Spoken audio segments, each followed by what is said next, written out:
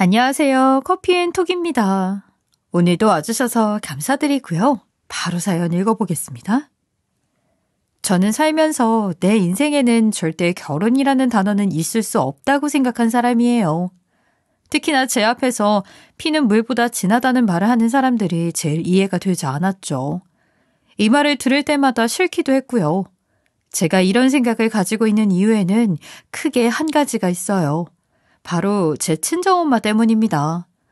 보통의 부모라면 자기 아이가 눈앞에 아른거리고 안 보이면 보고 싶고 본인이 힘들어도 아이만큼은 잘 되기를 바라는 그런 생각들을 가지고 있잖아요.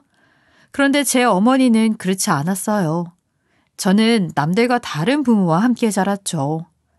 제가 남들과 다른 엄마를 가졌구나 싶은 생각을 가지게 된 것은 생각보다 어린 나이였죠. 이미 철이 들기도 전에 집에서 엄마의 눈치를 보아야 했고 부모가 있는 사람보다 차라리 없는 게 낫다는 생각을 했을 정도였어요. 이렇게 엄마만 이야기하면 아버지는 뭐 하셨냐고 궁금해하는 분들이 분명 있겠죠. 안타깝게도 아버지는 제가 어릴 적 돌아가셨어요. 그래서 아버지의 정이라는 것도 느낀 적이 없죠. 또 이런 아버지의 죽음이 지금의 엄마의 생활을 앞당기는 방아쇠가 된 것 같기도 해요. 왜냐하면 아버지가 돌아가신 뒤로는 자유의 몸이 되었다면서 앞으로는 본인만의 삶을 즐기겠다며 집을 자주 나가곤 했거든요.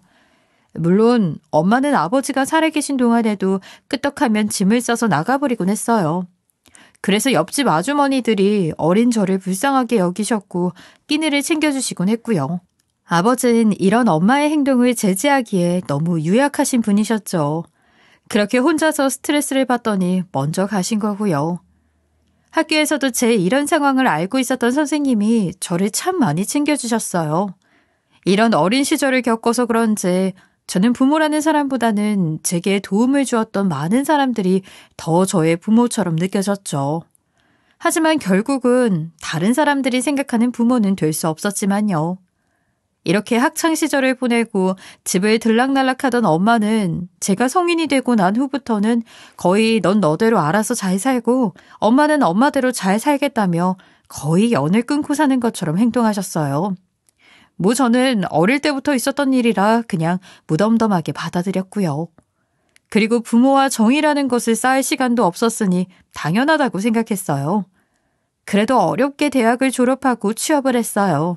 그런데 어디서 제가 취업을 했다는 소식을 들은 건지 취업하고 얼마 지나지 않아서 엄마가 제게 연락이 오더라고요. 처음에는 모르는 번호로 오는 전화라서 무시하고 있었는데 계속해서 전화가 오니 아는 사람인가 싶었죠. 그래서 얼른 전화를 받았고요. 저는 그 전화를 받음으로 인간 불신에 빠졌어요.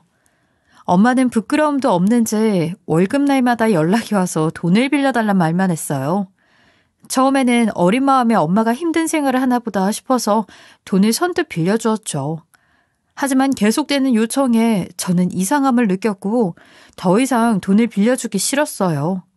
또 내 생일도 모르고 사는 사람이라 친엄마가 맞는지 의심이 되기도 했고요. 이런 생활에 점점 지쳐가고 하루하루를 힘들게 살아갔죠. 하지만 지금의 남편을 만나면서부터 그나마 사람으로서의 행복을 느낄 수 있었어요. 남편은 저라는 사람을 하나의 인격으로 생각하고 만나주었으니까요. 그렇다고 마냥 좋은 일만 있는 것은 아니었죠. 남편과 만나면서 결혼이라는 말만 나오면 저도 모르게 초조해지곤 했거든요. 저는 두려웠어요. 상견례장에 엄마가 나타나는 상상만으로도 잠을 못 이룰 정도였죠. 그렇게 결혼이라는 것을 몇 년이나 미뤘는지 모르겠네요. 하지만 이렇게 미루기만 해서는 안 되겠다 싶었어요. 그래서 어느 날 용기를 내어 엄마 얘기를 꺼냈어요. 저도 엄마가 제 엄마가 맞는지 의심이 되는 상황인데 이런 엄마를 보고서 놀라지 않을 사람이 없을 것 같았거든요. 남편에게 엄마의 이야기를 하면서 시모에게도 잘 전해달라고 이야기했죠. 물론 결혼을 반대당할 각오를 하고 남편에게 이야기를 했고요. 그렇게 얼마 지나지 않아서 시모가 저를 부르더군요. 시모는 저에게 예비사돈과 통화를 했다면서 덤덤히 차를 마시며 말했죠. 그땐 나도 모르게 주눅이 들어서 무릎만 만지작대고 아무 말도 못하고 있었던 것 같아요. 제 친정엄마가 얼마나 경우가 없는 사람인지 알고 있으니까요. 그렇게 제가 아무 말도 없이 긴장한 상태로 앉아있자 시모는 조용히 입을 열었습니다. 네가 친어머니 때문에 고생이 많다고 우리 애한테 들었어. 그래서 내가 너한테 허락을 받지 않고 먼저 예비사돈이 될 분에게 연락을 한번 해봤단다. 어머니가 아주 재미있는 분이시던데 네 말처럼 그렇게 나쁘기만 한 사람은 아니었어. 사람이 산다는 게 생각보다 쉽지가 않잖니? 하물며 부모도 사람인데 늘 좋은 모습만 보일 수는 없는 노릇이고 네가 받은 상처가 적지 않은 것도 알고 있어. 하지만 부모고 자식이고 내 뜻 같지 않잖아? 또 피가 섞이면 무조건 잘해줘야 한다는 생각은 이젠 옛날 생각이기도 하고. 그러니 이젠 내가 식구가 되어줄 테니 엄마를 너무 허물처럼 생각하지 말고 더 이상 두려워하지 말고 살길 바라. 너도 이제 너만의 인생을 즐기면서 살 줄 알아야지. 시모가 저에게 한 말은 제 예상과는 전혀 다른 반응이었죠. 앞서 말했다시피 저는 결혼을 포기할 각오로 말한 것이니까요. 그런 제게 혈연이라고 꼭 가족 행세를 할 필요는 없다. 나를 위한, 스스로를 위한 인생을 살아라고 말하는 시모의 말에 저는 깊은 감동을 느꼈어요. 여태껏 살면서 누구도 제게 그런 말을 해준 적이 없었으니까요. 그런 시모에게 너무나 감사하고 고마웠습니다. 이 일이 있는 후 결혼을 준비하면서도 시모의 말이 빈말이 아니었다는 것을 느낄 수 있었어요. 시모는 결혼 준비를 하는 동안 모든 상황에서 나를 자신의 친딸처럼 챙겨주셨거든요. 제 나이에 결혼을 두세 번 겪는 것도 아니고 옆에서 도와줄 친정엄마가 있는 것도 아니기에 무척 힘들었거든요. 그런데 제 이런 상황이 눈에 훤히 보이는 것처럼 시모는 준비 기간 내내 항상 저를 먼저 생각해 주었어요. 제가 그렇게 싫어하던 결혼을 정말 좋은 식구들과 하게 되었구나 생각하면서 지냈던 것 같아요. 하지만 정작 친정엄마라는 사람은 결혼식 날까지 제 마음을 조마조마하게 만들더군요. 사실 저는 결혼식 날까지도 긴장을 놓지 못했어요. 바로 엄마라는 사람 때문이에요. 아니나 다를까 엄마라는 사람은 본인 지인들을 왕창 제 결혼식에 불렀더군요. 그냥 부른 것만 했으면 제가 이렇게 화나지 않았을 거예요. 엄마 지인이라고 찾아온 사람들은 축의금은 한 푼도 내지 않고는 뷔페에서 술을 왕창 마시고 난동까지 피웠거든요. 제 친구들도 그 사람들 때문에 제대로 식사를 하지도 못했다고 나중에 연락이 올 정도였어요. 저런 사람이 친정 식구의 지인이라는 생각에 부끄럽기도 하고 시댁을 볼 면목이 없을 정도로 창피했어요. 하지만 이런 난동에도 시모는 웃으면서 이 상황을 좋게 수습하고자 하셨죠. 이때 생각했어요. 아, 내 진짜 가족은 친정이 아닌 시댁이구나 라고요. 그렇게 결혼 후 시모에게 친엄마 같은 정을 느끼며 저희는 많은 시간을 함께 보냈어요. 남편과 결혼한 게 아닌 시모와 결혼을 했다고 주변 사람들이 말할 정도로 많은 시간을 시모와 지냈던 것 같아요. 시모는 저와 함께 지내면서 항상 제게 말했어요. 아가, 결혼식장에서 있었던 일은 그냥 좋게 생각하고 넘어가렴. 이젠 너도 우리와 연을 맺었잖니. 그러니 더 이상은 사돈을 원망하지도 말고 어차피 원망하고 싫어해봤자 힘들어지는 것은 너 하나뿐이야. 내가 부모가 되고 많은 세월을 살아오면서 느낀 것이 화를 내고 사람을 미워하는 것이 다 부질없다는 거다. 분명 너도 더 살아가다 보면 네 엄마가 왜 그렇게 살 수밖에 없었는지 이해하게 되는 날이 올 거야. 그러니 너 그렇게 생각하고 네 인생만 생각하면서 살아. 시모는 제가 지금까지도 결혼식에 있었던 일을 용서하지 못하고 친모와 연락하는 것을 싫어하고 두려워하는 것을 알고 있었죠. 매번 이렇게 저를 설득하는 시모의 너그러움 덕에 저는 친정엄마를 조금씩 이해하려고 노력하기 시작했어요. 지금은 어느 정도 엄마를 이해하고 있고요. 전 정말로 제 생에 이런 시댁이 있을까 싶을 정도로 시모를 좋아하고 있었죠. 그런데 시댁에 가면서 항상 이해가 되지 않는 것이 하나 있었어요. 바로 시댁을 방문할 때마다 자주자주 마주치는 한 남자가 있었거든요. 나만큼 자주 찾아오는 그 남자가 시댁에 무슨 연관이 있는 것인지 시모에게 한 번도 들은 적이 없었죠. 남자의 나이가 시모의 친구라고 하기에는 너무 젊었고요. 너무 궁금해서 넌지시 시모에게 물어봐도 시모는 묵묵부답이셨죠. 다른 것에는 다 대답을 해주는 시모에게 벽이 있다고 느껴지는 태도를 가진 것은 그 남자와 연관된 질문을 할 때 그뿐이었어요. 그래서 저도 점차 그 남자에 대한 궁금증을 생각하지 말고 지내게 되었죠. 얼마 뒤 저는 제 차를 팔게 되었어요. 우리 부부는 각자 차를 가지고 있었는데 갑자기 남편이 하던 일을 그만두게 되었거든요. 그래서 벌이가 일정하지 않으니 차 한 대를 정리하자고 했고 저는 남편의 말에 동의해서 제 차를 팔게 되었죠. 그렇게 남편의 차 한 대로 살게 되었어요. 남편은 저와 결혼한 후 어느 순간부터 사업을 준비한다고 말했거든요. 다니던 직장도 그만두니 남편은 백수나 다름없었죠. 그런 백수가 벌이가 어디 있겠어요. 남편이 일을 나가지 않은 기간이 길어질수록 생활이 빠듯해지기 시작하더군요. 생활이 힘들어지니 남편은 제가 어머니께 갈 때마다 어려운 티라도 내서 돈 한 푼이라도 받아오기를 바라는 것 같았죠. 당신 엄마 집에 갈 때마다 왜 빈손으로 와? 당신은 모르겠지만 우리 엄마 그렇게 못 사는 사람 아니야. 지금은 나보다 당신이 더 사이가 좋으니까 집에 갈 때 우리 좀 사는 게 힘들다고 어필 좀 하고 오고 그래. 지금 내가 사업 준비하느라 힘드니까 뭐라도 받아와야지. 안 그래?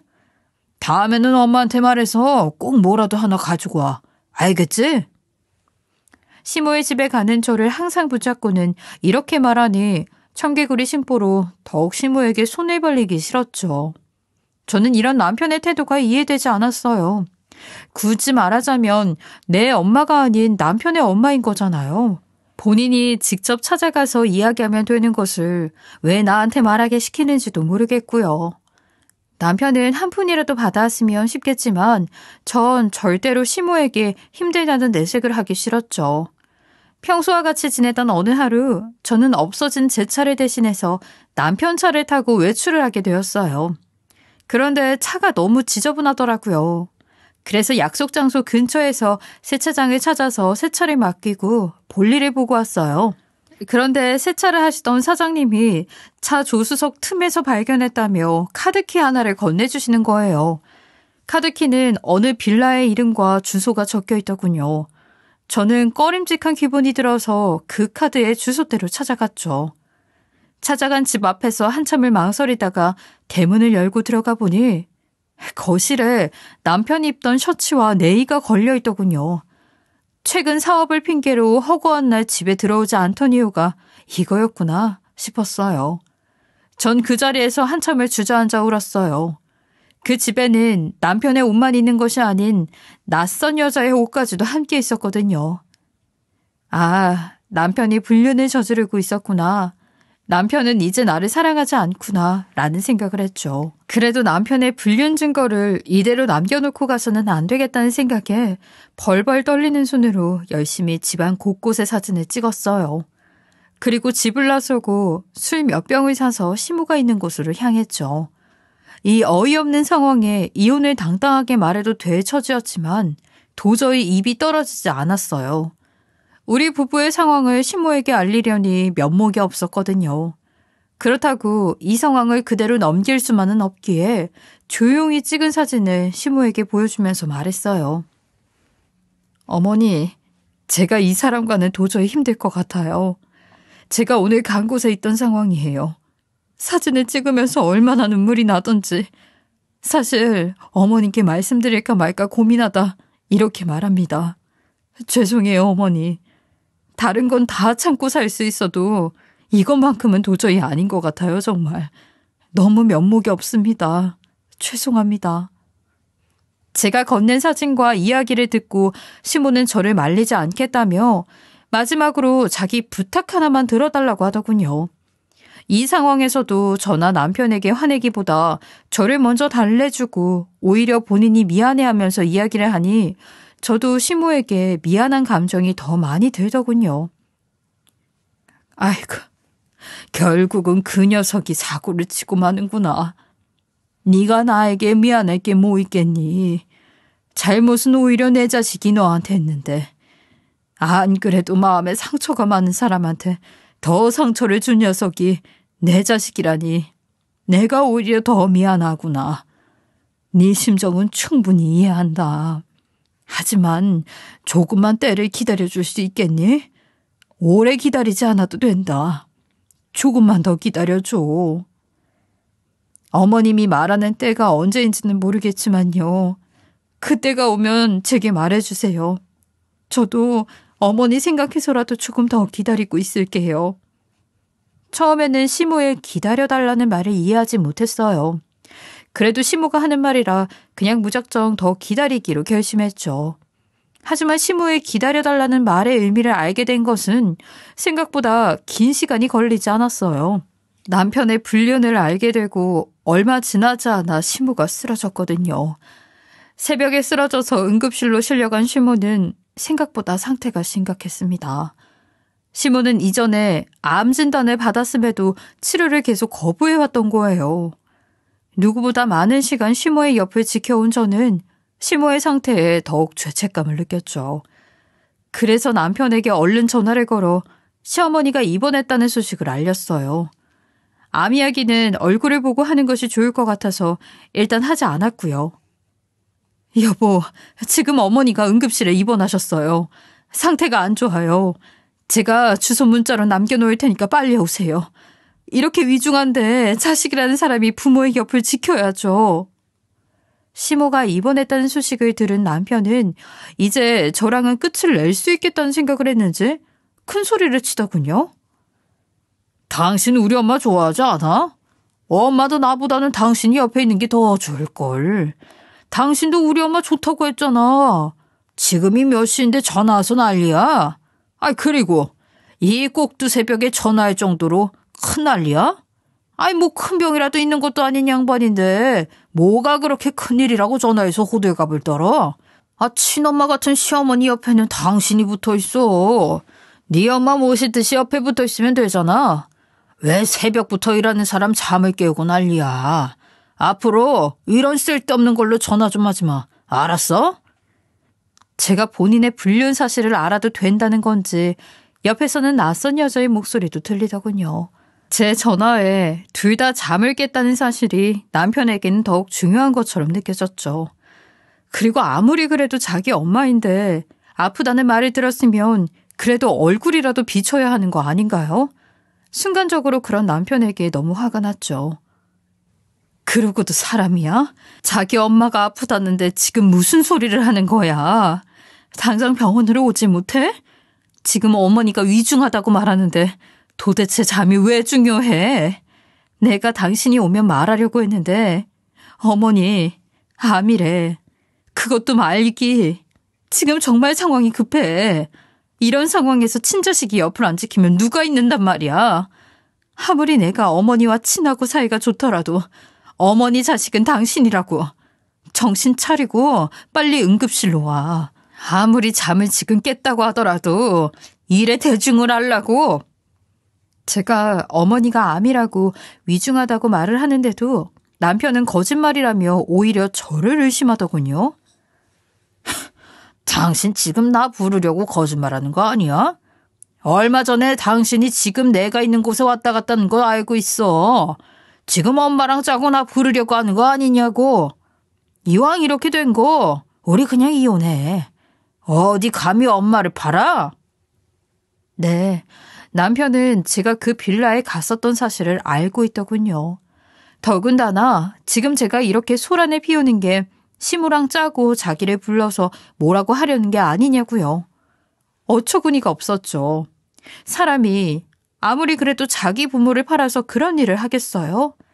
남편의 사고방식이 도저히 이해되지 않았죠. 더 이상은 입이 아플 것 같아서 당장 응급실로 오라고 말하고는 주소를 문자로 남겼어요. 처음에는 거짓말이라고 생각하던 남편도 바로 움직이지 않았지만 이내 제 행동이 심상치 않던 걸 느꼈는지 몇 시간이 지나지 않아 병원으로 왔더군요. 그제야 시모의 손을 붙잡으면서 울먹거렸고요. 정말 남편이 그렇게 가증스러울 수 없었어요. 그렇게 새벽에 입원한 시모는 며칠도 버티지 못하고 세상을 떠나셨어요. 이미 수술하기에는 너무 늦었고 손 쓸 방법이 없다고. 제가 할 수 있었던 일은 최대한 어머니가 고통을 느끼지 않도록 도와주는 일밖에 없었죠. 하지만 끝내 숨을 거두셨고요.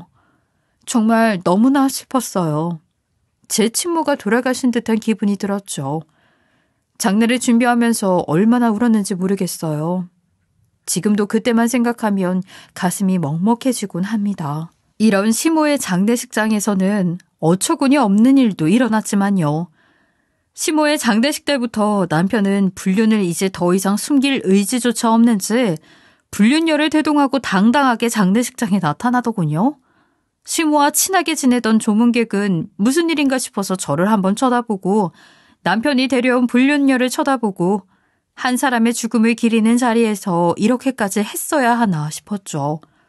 불륜녀를 데려온 남편에게 한마디라도 쏘아붙이고 싶었지만 저는 시모의 장례를 소란스럽게 만들기 싫었어요.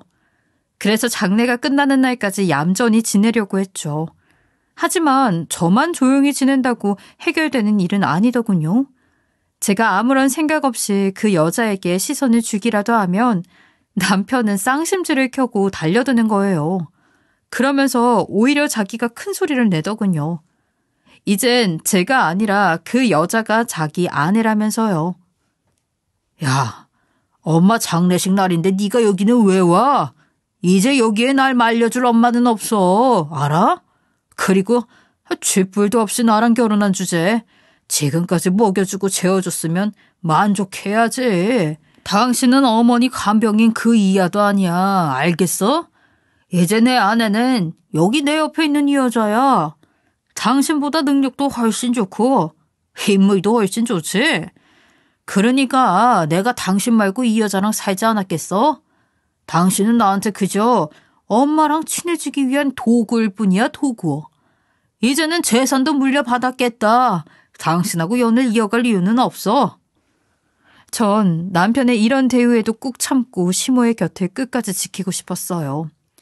제게는 부모라는 이름의 종을 처음으로 주신 분이셨으니까요. 남편의 말에 꼬리를 말고 도망치고 싶진 않았어요. 하지만 남편은 그런 제 생각을 아는지 모르는지 어머니 장례식장에서 어머니 재산 처분에만 정신이 팔려 있었죠. 야, 이것 봐. 내가 말했던 우리 엄마 딱 말이야. 이번에 비싼 값에 팔렸다고.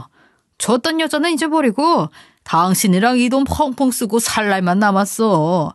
내가 말했지.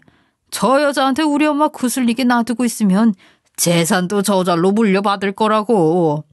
우리 엄마가 쟤는 엄청 예뻐했거든. 그러니까 내가 여태 끼고 살았지. 아니면 저 못생긴 년을 왜 데리고 살았겠어. 남편은 전에 받은 땅이 팔렸다며 콧노래까지 부르며 불륜녀와 이야기하더군요. 아무리 그래도 엄마 영정사진이 코앞에 있는데 너무하다 싶었죠. 당신은 지금 콧노래가 나와? 아무리 그래도 당신 어머니야. 자식된 도리로 예의를 지키라고. 그깟 재산이 중요한 게 아니잖아? 당신이 무슨 상관이야? 진짜 우리 가족이라도 돼? 웃기지 마. 당신 같은 건 내가 이혼 서류만 접수하면 우리 가족도 아니야.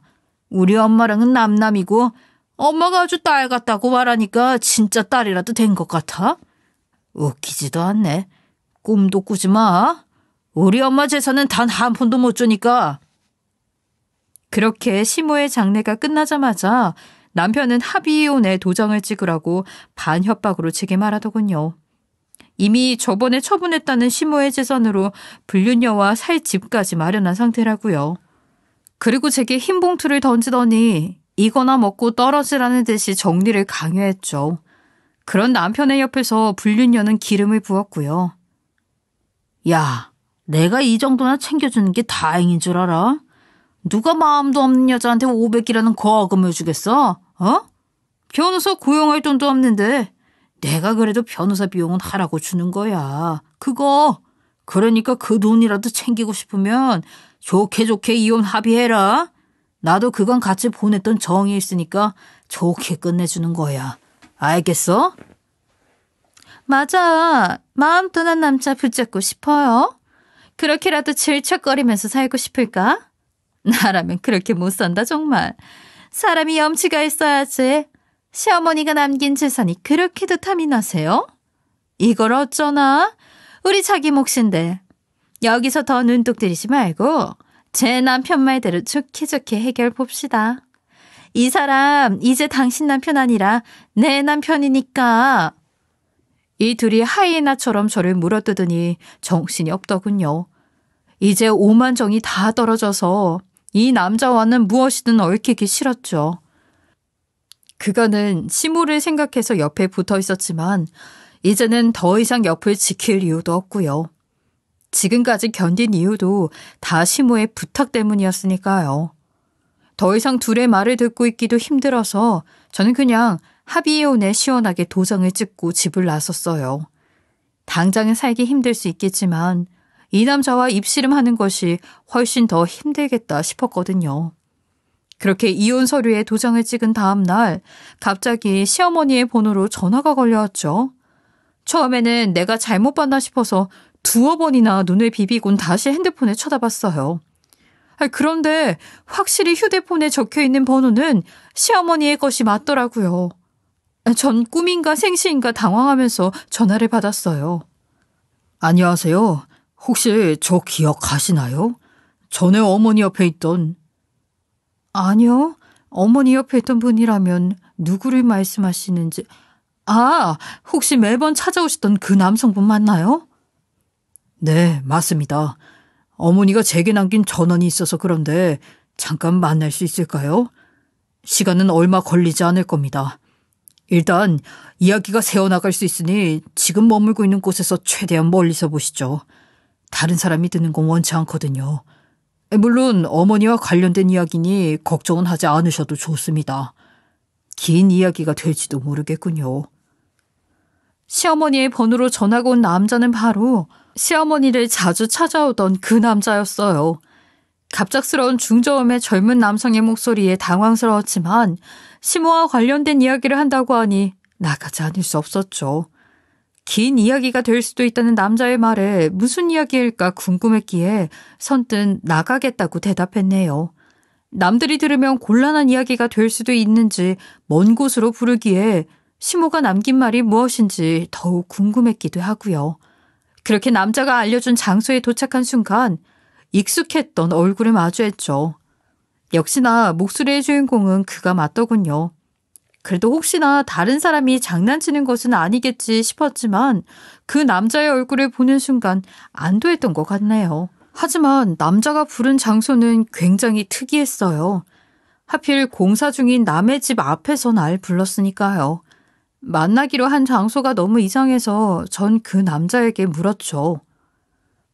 실례지만 왜 이런 장소에서 이야기를 하는지 여쭤봐도 되나요? 아무리 그래도 여기는 조용히 이야기하기는 힘들 것 같은데요. 아무래도 이야기하기에는 좀 어수선하죠. 제가 돌아가신 어머니의 부탁을 받아 공사를 시작한 지 얼마 되지 않아서요.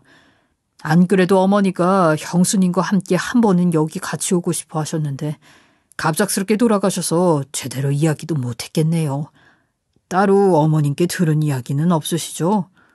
여기 보이는 공사 중인 건물은 형수님 앞으로 되어 있습니다. 천천히 일단 같이 둘러보시죠. 공사 중이긴 하지만 혹시라도 마음에 안 드는 곳이 있으면 수정을 해야 하니까요. 둘러본 다음에는 어머니가 형수님 앞으로 남긴 재산에 대해서 이야기해야 할 것 같네요. 그랬더니 남자가 이 집은 제 것이라고 천천히 둘러보라고 하는 것이 아니겠어요? 그러면서 시모가 제 앞으로 남긴 재산을 이야기해야 한다고. 저는 이 상황이 믿기지 않아서 너무 놀랐죠. 하지만 그와 이야기를 하면 할수록 지금 이 상황이 정말로 사실이구나 싶었어요.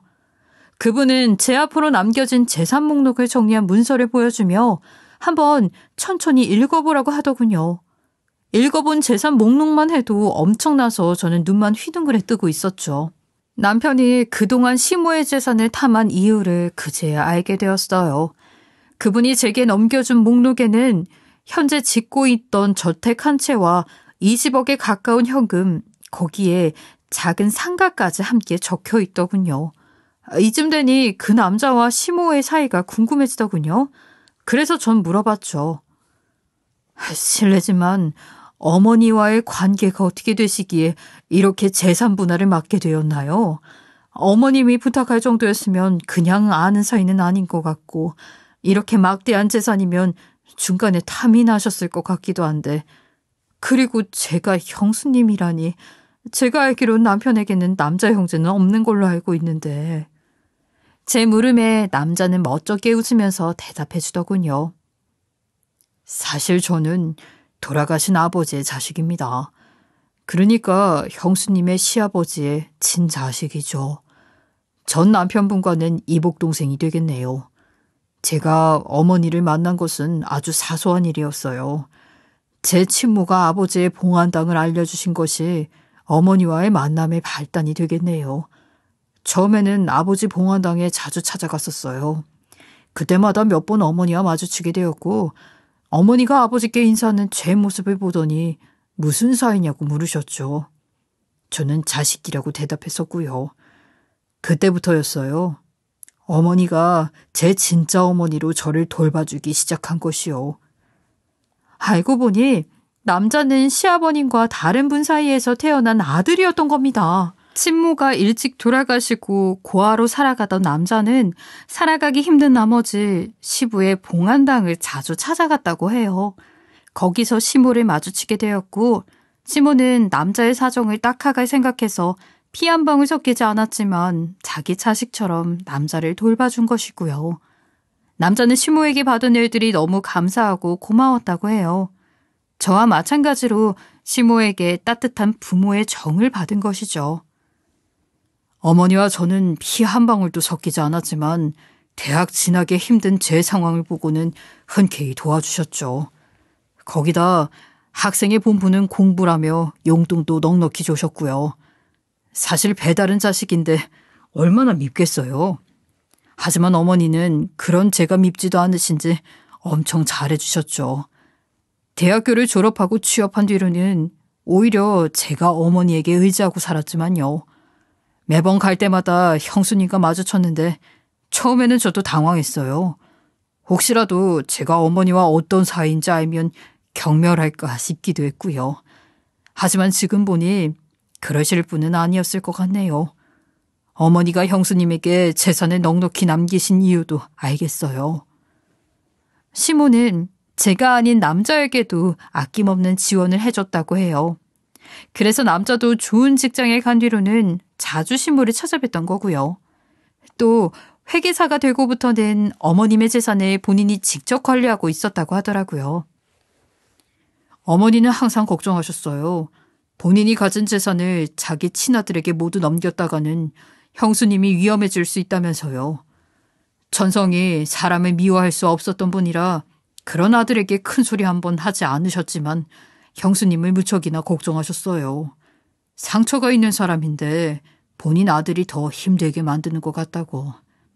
본인이 죽고 난 다음에는 자신이 남길 재산으로 큰 위험을 당할 수 있겠다면서요.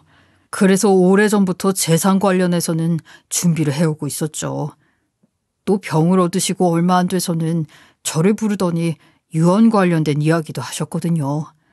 그때 형수님과 다음 생에도 만난다면 자기 딸로 삼고 싶다고 꼭 좀 전해달라고 하셨어요. 저는 시모가 다음 생에 본인의 딸로 살아달라는 말을 했다는 것을 전해 듣고는 다리가 풀려 주저앉았어요. 저를 예뻐하고 아껴주셨지만 그 정도까지 생각하고 있으신 줄은 몰랐거든요. 그 유언을 전해 듣고 나서야 시모가 나에게 했던 행동들이 모두 진심이었구나 알게 된 거죠. 전 예전 친모에게 받았던 상처가 싹 낫는 것 같은 느낌이 들었어요. 그날 이후 저는 시모가 마련해준 집에서 시모의 제사를 따로 치르고 있어요.